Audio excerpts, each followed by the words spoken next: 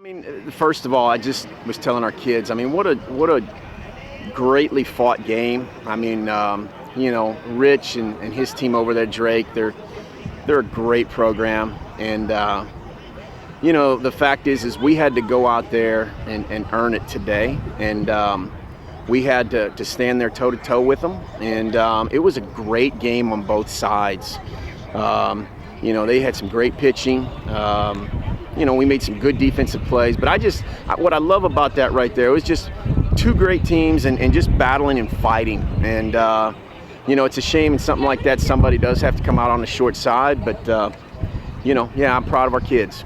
Yeah, I mean, I think right now we're just going to do the same thing. We're sticking to that theme of one game, and, we're ready to come out and, keep with the plan and, just keep battling and fighting. And again, that's what these kids have. They've got fight and they've got heart. And that's the biggest thing they've done this entire year is learn how to do that all the way through to the end of the game. And it's paying off. It's paying off for them now.